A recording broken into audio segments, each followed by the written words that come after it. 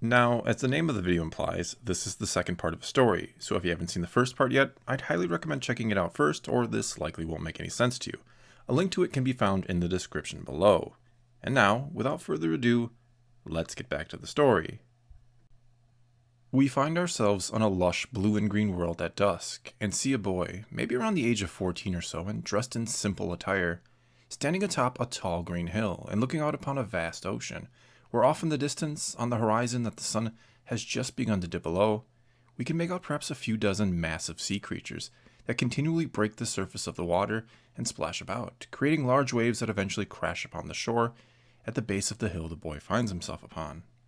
For some time then, the boy watches these huge beasts and listens as they let out long, slow, almost painful sounding calls, as if lamenting the loss of something.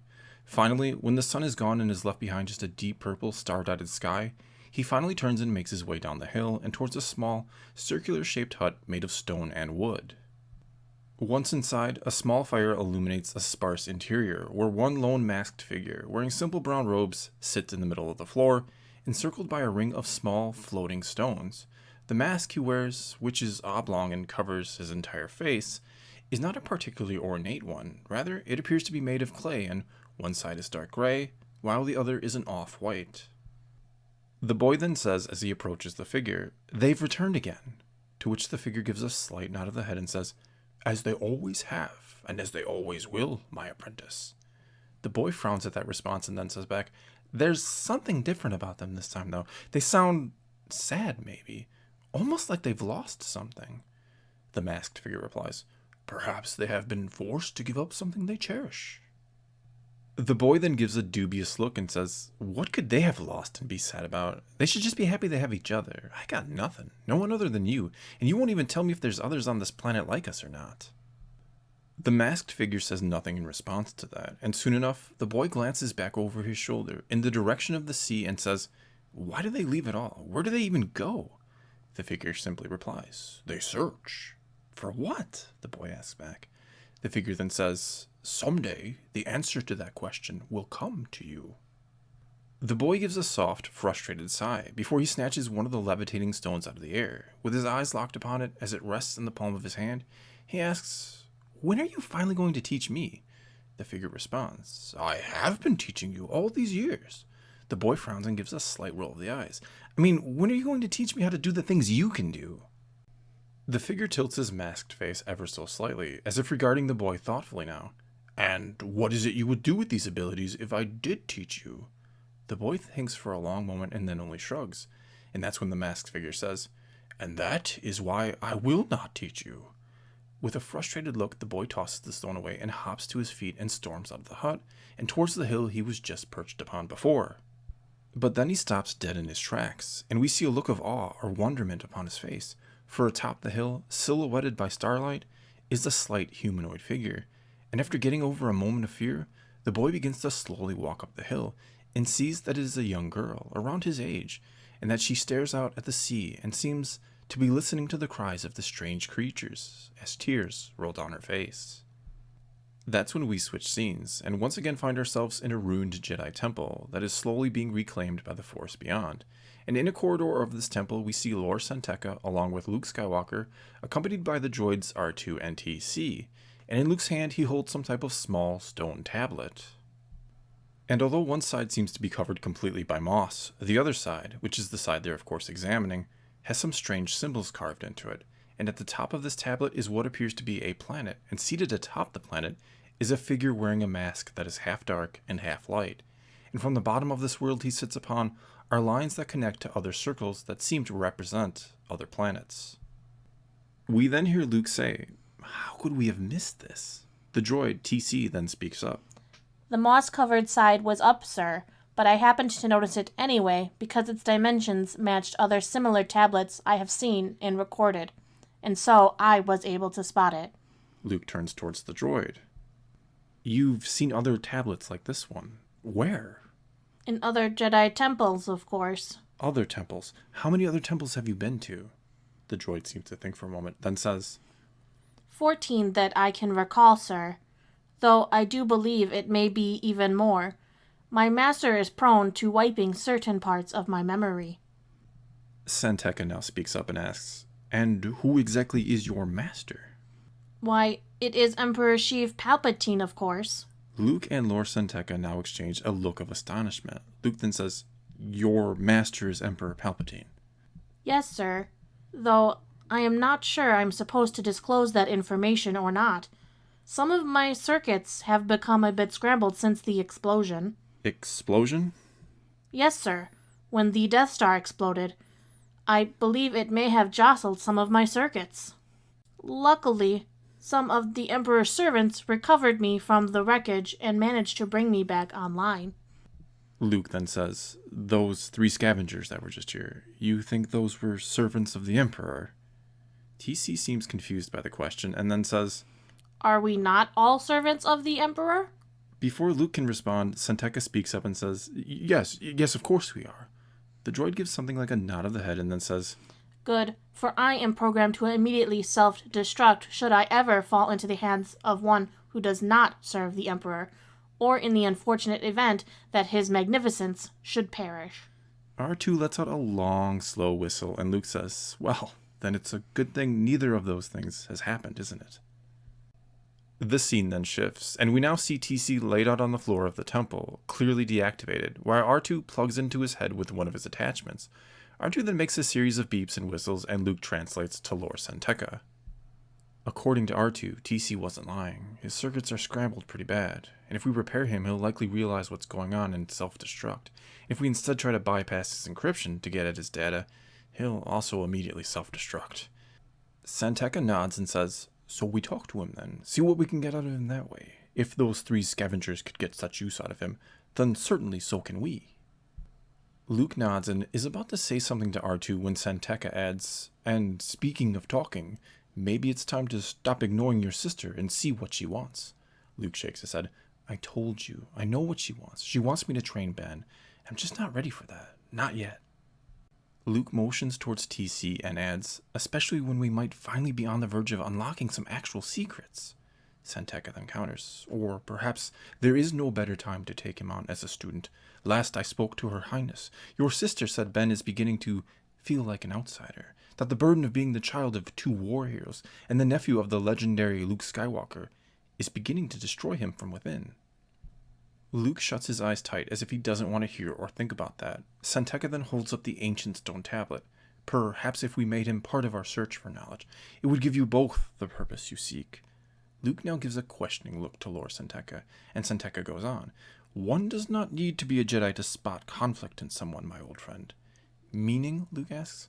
"Meaning you have saved the very galaxy from perhaps the greatest evil it has ever known, and now you wonder what else you have to give." Luke then looks away and says, "I sometimes have dreams of another life, a life where I never left Tatooine, a life where I took a wife and even had children." Santeca, looking sympathetic, then responds, "There is a reason why Jedi were once trained from a very young age." Luke nods and, maybe with a trace of spite upon his face, says, "So that they will never fully understand everything they're giving up to be a Jedi." Santeca gives something like a helpless shrug and says, "Without the Jedi, there can be no balance." Luke quickly replies, "And yet there is balance right now. I can feel it." Santeca says nothing to that, and Luke then lays a hand on his shoulder and says, looking completely resolute, "I do not regret this life that was thrust upon me. I was meant to be a Jedi, and I gladly accept that. And yet, how is it right for me to now thrust this life upon another? How do I ask others, my own nephew, to give up everything to become a Jedi?"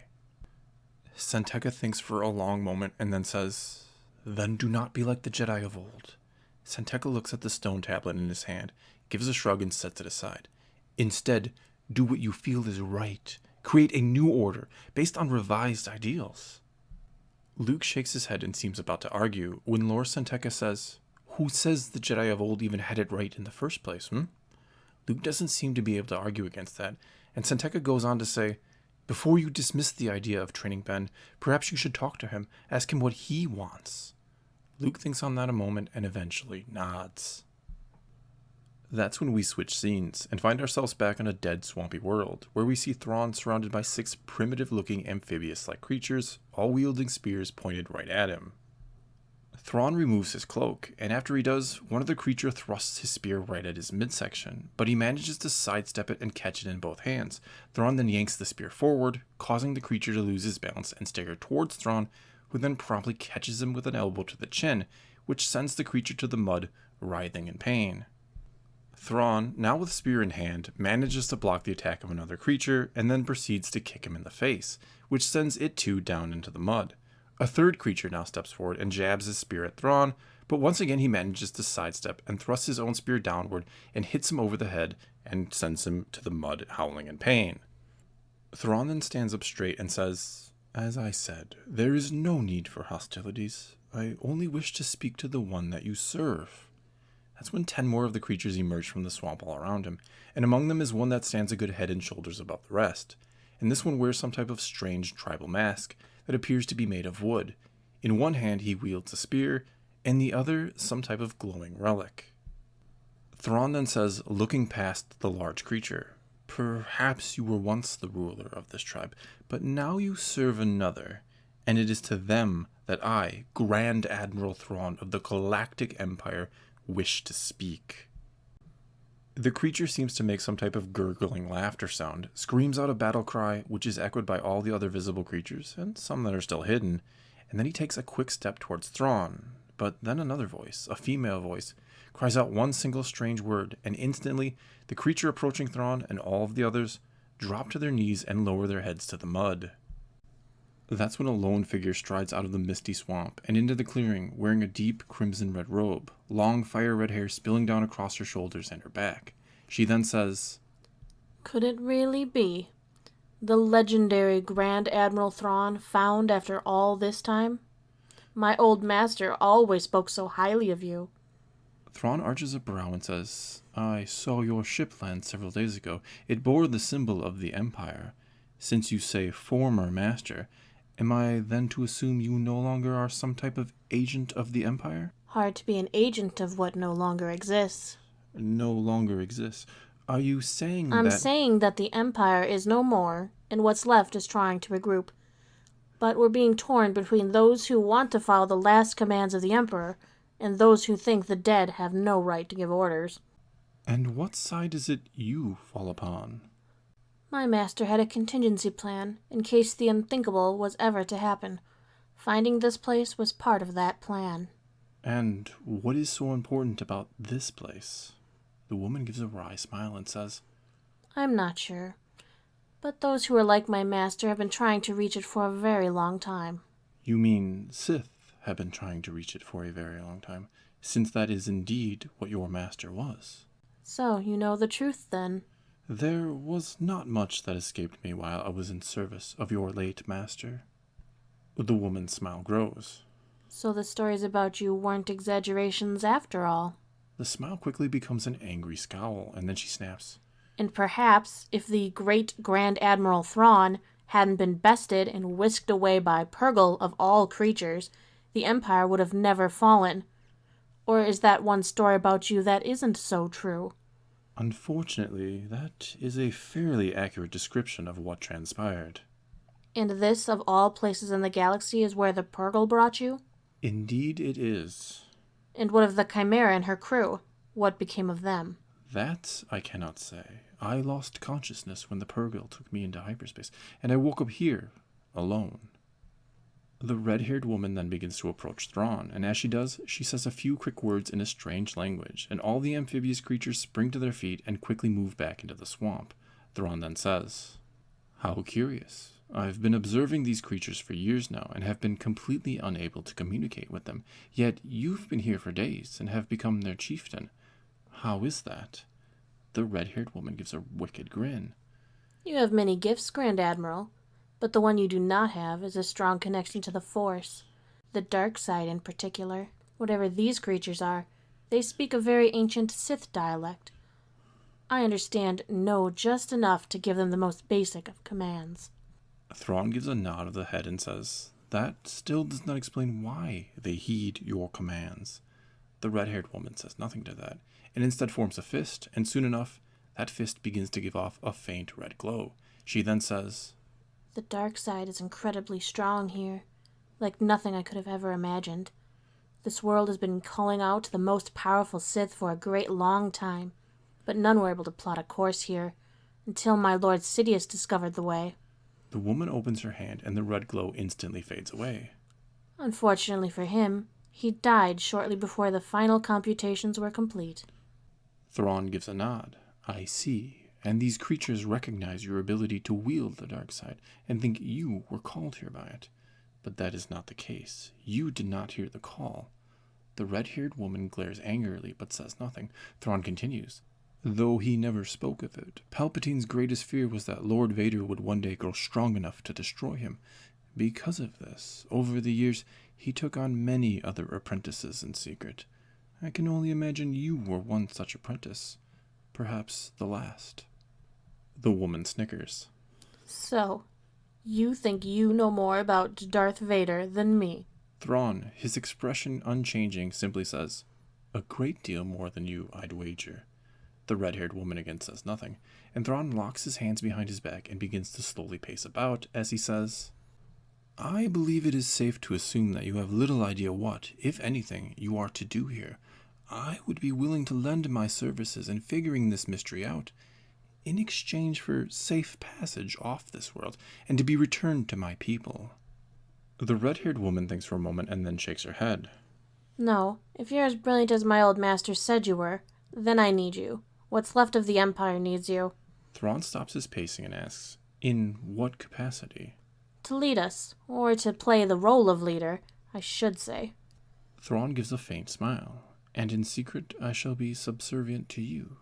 The red-haired woman nods and says, Do we have a deal? Thrawn seems to think for a few moments before saying, That arrangement will suffice. Now, what is it I am to call you? Smiling, quite pleased with herself, the woman says, You may call me Mara Jade. That's when we switch scenes, and we're taken to a city planet at night, where we focus on a tall, silver spire-like building that is one of the tallest in sight, and as we draw closer to it, to a balcony towards the top, we see two figures standing upon it, Luke Skywalker and his sister Leia, and upon both their faces are smiles as they seem to engage in pleasant conversation. But as we draw in close enough to hear them, the pleasant conversation seems to abruptly halt, and they both fall silent for a few seconds. That's when Luke says, It's been great to see you and Han again, and I'm sorry about how long it's been, but I can't help but notice someone's been absent this evening. All traces of Leia's once smiling face are gone, and she lowers her gaze a bit and says, You know why I've asked you here, don't you? Luke gives a single nod of the head and says, You want me to train Ben. Leia half nods and half shakes her head. She then says, I don't know if it's what I want for him. I just think it's what he needs. Why do you say that? He's a good kid. He truly is. But there are times... All kids have their moments, Leia. I know I did as a child. Leia nods and then says, The other day while at school, he had a disagreement with another one of the kids, and he choked him. Luke seems troubled to hear this, but tries to downplay it with a bit of a shrug and a grin, and he says, All kids get into fights, Leia. Biggs was my best friend growing up, and even we got into a few scuffles. Leia quickly shakes her head. This wasn't a fight, Luke. He didn't physically choke him. He did it the other way. Luke is confused for a moment, and then it dawns on him what she's implying. Is the other student okay? Leia nods. The experience terrified him and the other students that witnessed it. Ben's been kicked out of school for it. Luke falls silent and into thought for a moment, and then Leia says, You said he'd likely have good instincts, good reflexes. You never said he'd be able to use the Force in ways like this. Luke shakes his head and says, Unlike me, Ben knows what the Force is, that it's with him. I didn't even know what it was when I was growing up, much less that it was strong with me. And because of that, I never even knew to try such things. It must be different for him, I'd imagine. Leia then takes Luke by the hand and says, Will you talk to him? Consider training him? The choice must be his, Leia. I won't take him against his will. I understand. But will you talk to him? Luke gives a casual shrug and says, Of course I will. Good. Leia replies as she begins to gently tug Luke back inside, but Luke resists and says, Where are we going now? Leia, looking confused, replies, To Ben's room, of course. Luke shakes his head in disbelief. Ben's here. Now. Leia, looking slightly nervous, says, Why, yes. Luke then shuts his eyes tight and seems to concentrate for a few moments before saying, "That's impossible. I don't sense him, not at all." The concern on Leia's face grows, and she drops Luke's hand and goes running back inside, calling out Ben's name. Luke follows close behind, and a few moments later, a door to a nearby room slides open and out walks young Ben, looking worried. And Leia quickly moves to him, and then she wraps him up in a hug and holds him close. Ben says, "What is it, Mom? What's wrong?" Nothing, Ben. Nothing at all. That's when Luke, who stands a dozen or so paces away, shuts his eyes and rather nonchalantly raises a hand towards Ben and Leia. And after a few moments, Luke's eyes open and he lowers his hand. And the expression upon his face is part confused, part afraid, and part concerned. And when Leia glances over her shoulder and sees his expression, she pulls young Ben even closer and says, Everything's going to be okay, Ben. Everything's going to be okay. And that is where this part ends.